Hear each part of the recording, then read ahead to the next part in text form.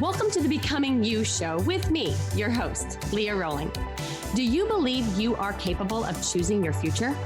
Sometimes it takes just one person to believe in you, or you to believe in yourself. If you find yourself continuing to say, someday I will take better care of myself, only to continue living the same day over and over and over again, then you, my friend, are in the right place. I am your biggest cheerleader, inspiring you to become you on purpose and with intention. Are you ready to create a life you love? I'm excited to share with you some big ideas that you can use today to inspire, impact, and influence your life and everyone in it. The Becoming You show starts now.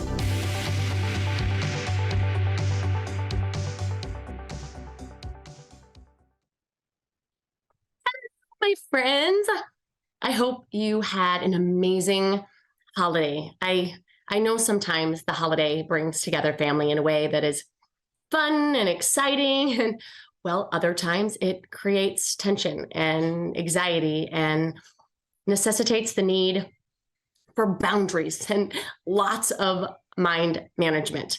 I get it. I just hope that you decided how you were going to show up, and then you allowed, how nice of us, right? Everyone else just to think and feel and behave however they wanted to. It is the kindest and most freeing thing to do. So I hope you were able to do that. I had my very first Friendsgiving this past week. I had it on a Tuesday, and I'm like, how come I hadn't ever thought about that before? I generally have a big birthday bash for my birthday, and I have another big Christmas party, but I loved the intimacy that was had with just a few of my very closest friends that I love doing this life with. And it was very intimate and it was amazing. I also am still on a little high from the retreat that I had this past weekend. And it was amazing bringing women together. I think I was designed and maybe born to do that. Learning about ourselves, designing a life that we love, one that allows us the success that we want without the burnout and the overwhelm. I'm going to call it real success. So what does that even mean? To me, real success means that I'm doing what I love while also maintaining meaningful relationships and positive well-being. So anyway, it was awesome. And the biggest takeaway was that we become aware of three major things that I believe hold us back from playing all out. And that is fears, fatigue, and frustration. And as I was reflected back about the event, this would be my synopsis. This journey of awareness is such an exploration into truth and possibilities. And when we are too scared, when we are too tired, and we're too frustrated to step up and live into the best of who we are, we play beneath our potential. And I want us playing all out. I want us in the game, shooting the shots, making the plays, and competing. Again, now, not later, not when we think we have more time, not when we think that there's a better time, not when the kids are out of the house, not when we retire, but now. So what does the journey of awareness look like? That's what we're going to talk about today. Self-awareness seems like one of those personal development topics that you do when you have time, or you do maybe at the very beginning of a month, if you're lucky, or the beginning of a year, if you don't just fly into it. But when was the last time you were truly self-aware enough to know what's keeping you from dreaming again, keeping you from knowing what you want, what you really, really, really want? When was the last time you did an awareness download in all the areas of life? How are your relationships? How is your health? How are your habits? How are things at work? Really? How do you feel? What are your thoughts? How are you making progress in your life? How productive are you? Like, this is the stuff of self-awareness. Self-awareness for me is really all about the discovering and the decluttering of my life. Think about it. When you go to declutter your home, like your physical clutter, you assess, right? Let's say you're going to start with your closet. And so you start looking at things in your closet. You sort all of your sweatshirts and all of your socks and your belts and your scarves. And you go through it and you ask yourself some questions, right? Do I wear it? Does it fit? When will I ever wear it again? Do I love it? Do I love how it makes me feel? These are the types of questions to ask when we go through and purge our stuffs in our home. When we go through our pantry, we assess, we discover, what is the expiration date on this or that, right? And we get rid of it accordingly. We also discover, assess in other areas of our home, all the duplicates. I mean, how many colors of nail polish do we need? I mean, are we even painting our own nails? How many spatulas? How many pens, pencils, notebooks, etc.? It's pretty easy to know where physical clutter is creating problems in our homes and our life. Overcrowded closets, stuffed pantries, unorganized spaces, garages, basements, drawers. Where are the batteries? Where are the light bulbs? Can I even find myself a Band-Aid? But what about the not so obvious clutter that we have as it relates to other aspects of our life? Clutter by way of the thoughts we keep and hold on to, clutter by way of our emotional hoarding, clutter by way of toxic relationships. Are we a magnet to them? Clutter by all the distractions that steal our time. The biggest offenders, doubt, delay, and distraction. Decluttering, unburdening ourselves, making space for truth and possibility is this self-awareness journey to greater clarity, greater knowing. So first, let's talk about psychological clutter. That's the clutter of our mind and of our heart.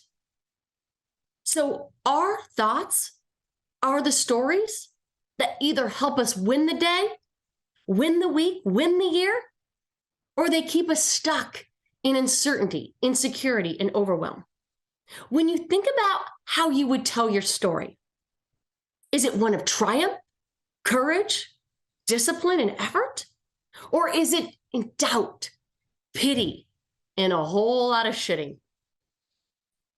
The shitting of our life looks like this.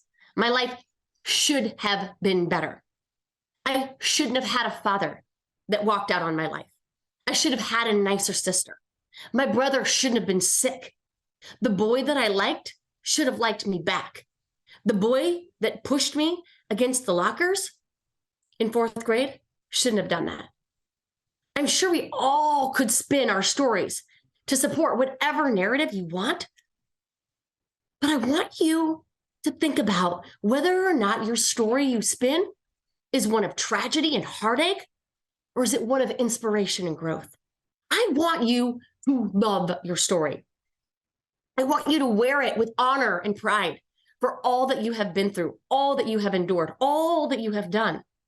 I met the most incredible woman at my retreat this past weekend. Many, many women.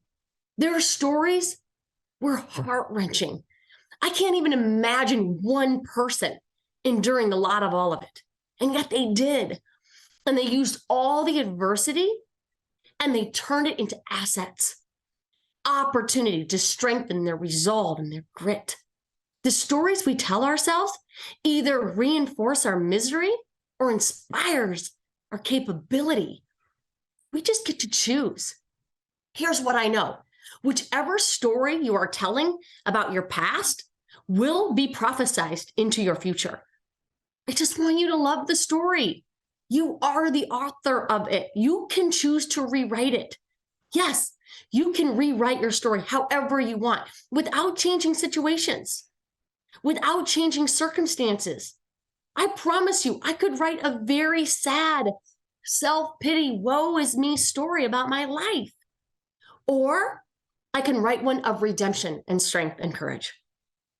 Which one are you going to write? Which one do you want your grandchildren to read about your life? Okay, so just like with physical clutter, just like we have to try on those jeans, that shirt, to see if it fits, see if we love it, if we look good in it, we have to try on our thoughts. I like to think about our thoughts like shades of lipstick.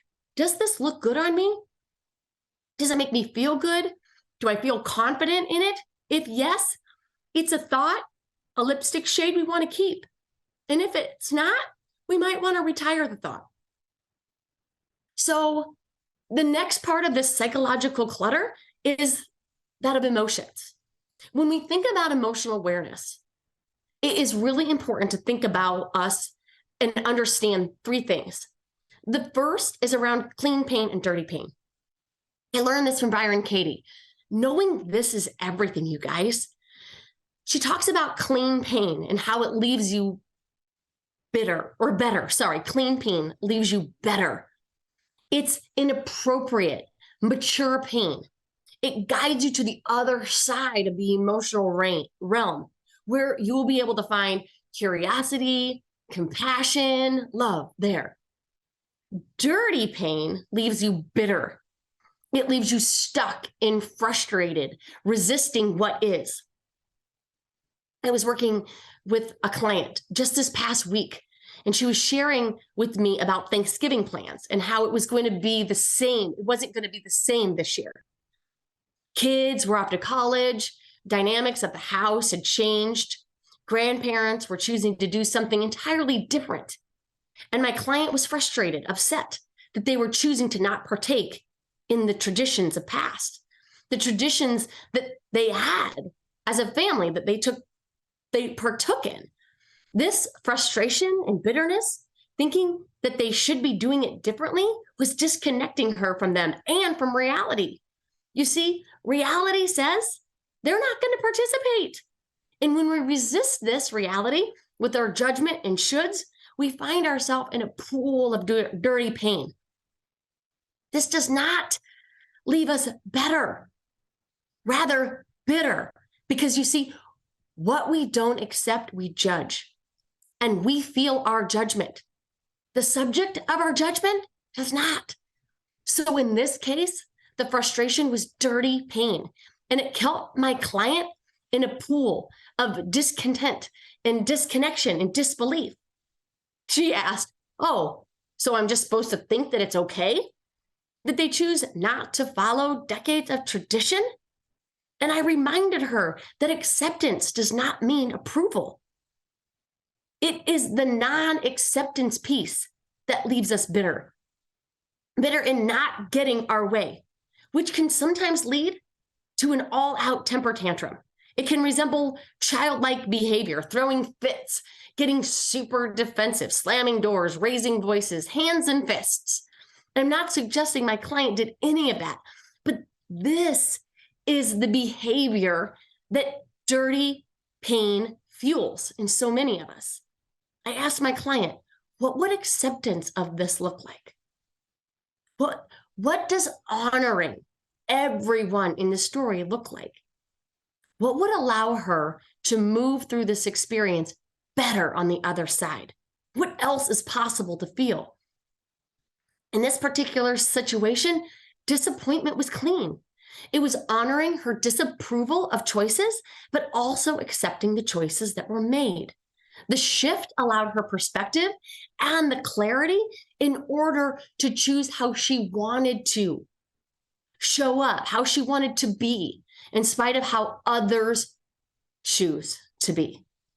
The second thing about emotions that I think is really imperative for us to understand is that in this emotional awareness, it's probably the most important of your overall life and experience and journey.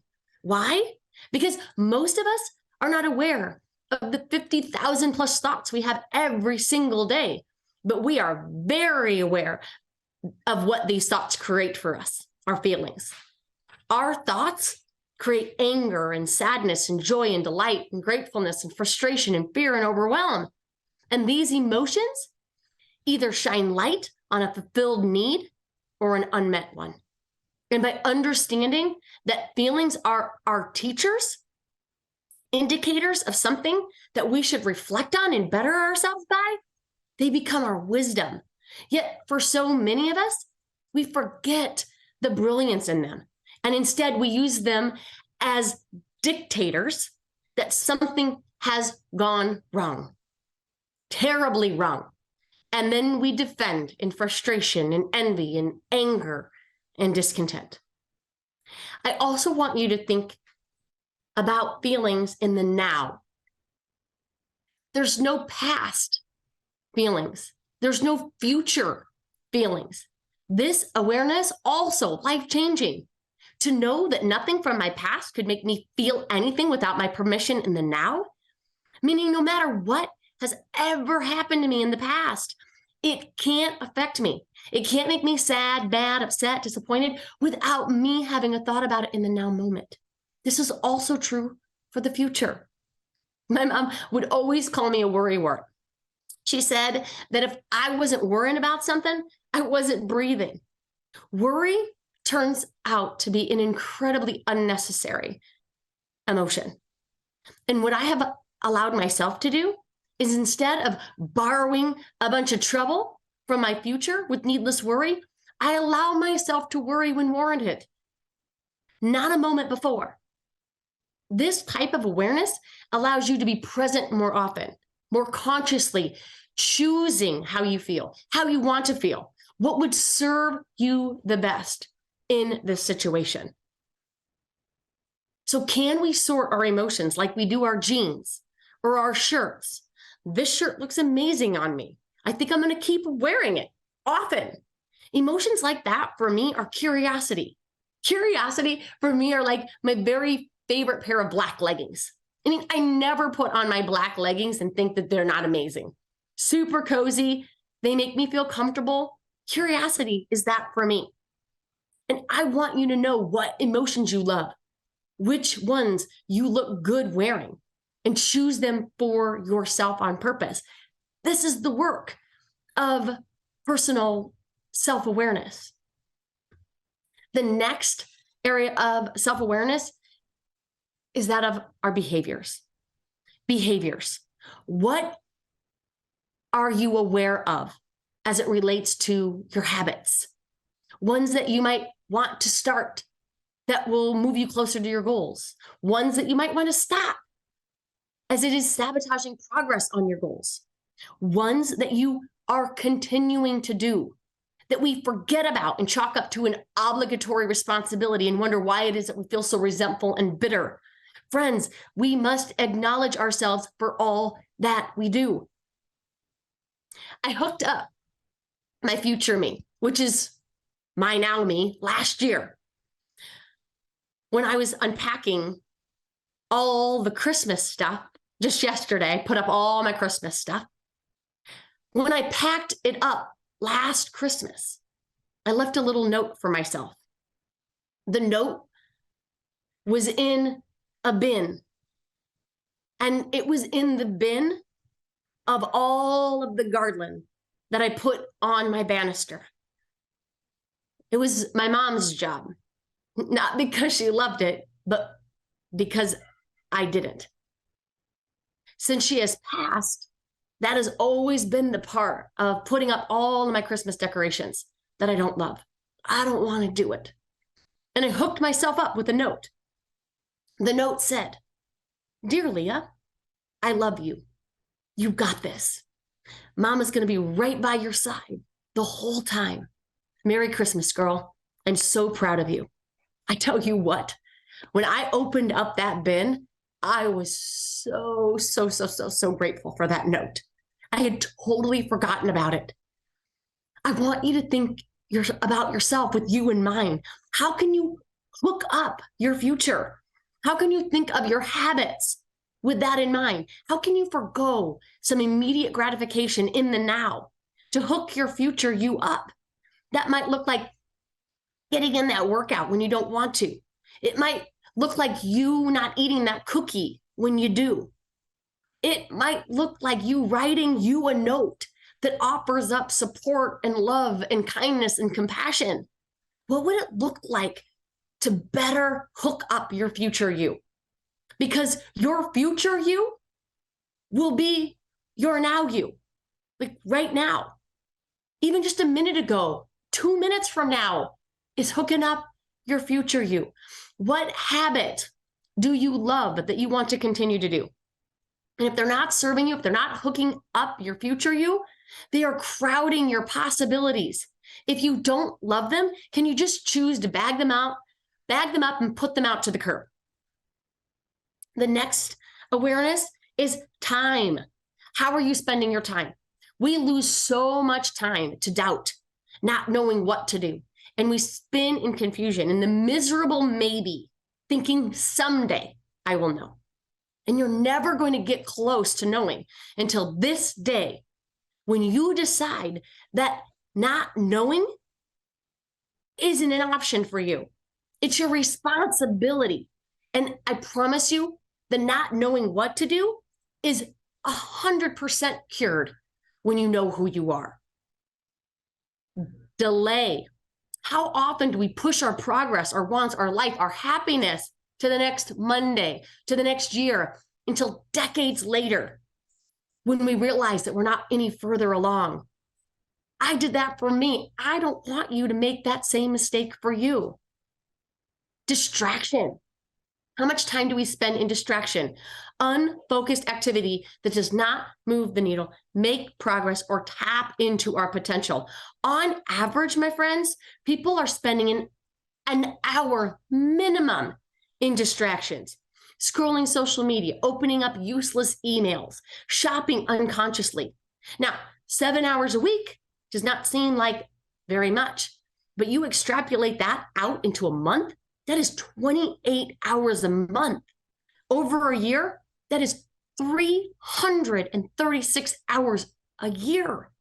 That is 42 8-hour days. That is 1.5 months lost to distractions. We don't have a time issue. We have a distraction issue. And lastly, I want to share an area of our life where we must have awareness. And that is that of relationships.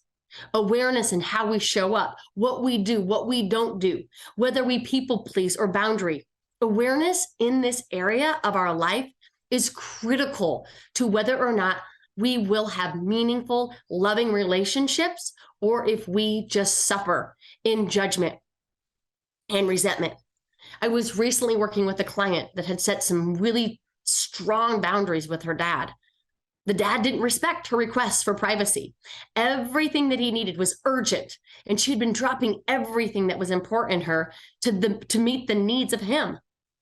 He recently fell ill, and she had an immense amount of regret for ever placing boundaries on him. And I reminded her, you did not place boundaries on him. We don't. We place boundaries on ourselves. And boundaries are the most loving thing we can do. And when we don't have them, we allow people to walk all over us. And then we hate them for it. That doesn't sound like love. Love says, I'm going to honor me in this situation, therefore loving you in this situation, therefore loving us.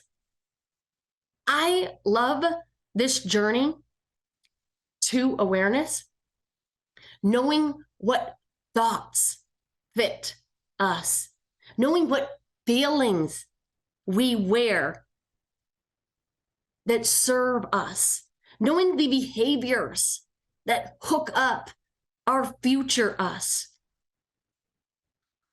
boundarying our time, being free of the distractions, the doubt, the delays that make us feeling like we have a time issue.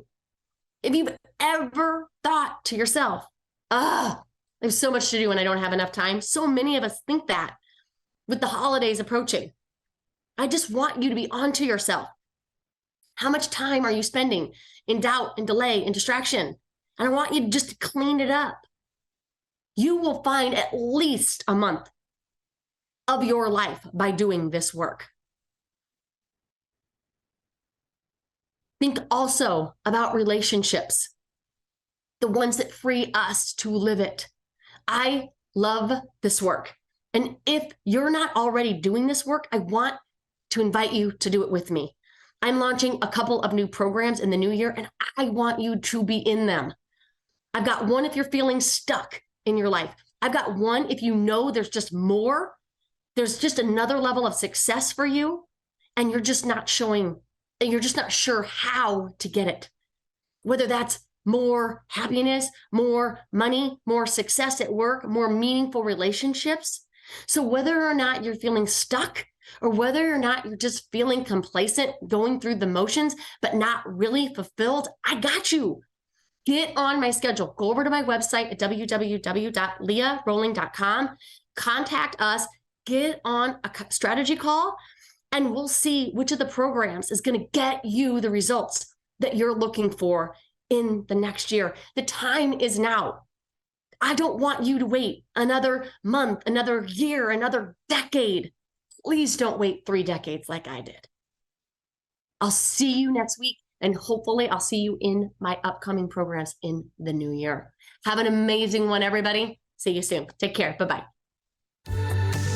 You have been listening to the Becoming You show with me, your host, Leah Rolling, where I share big ideas to inspire, impact, and influence your life. Tune in every Friday at 11 Central on TransformationTalkRadio.com for your morning cup of coffee, the hug you never want to end, and that inspirational message that you felt was written just for you. Each show is inspiring you to become you with purpose and intention. For more information or to connect with me, visit www.leahrolling.com.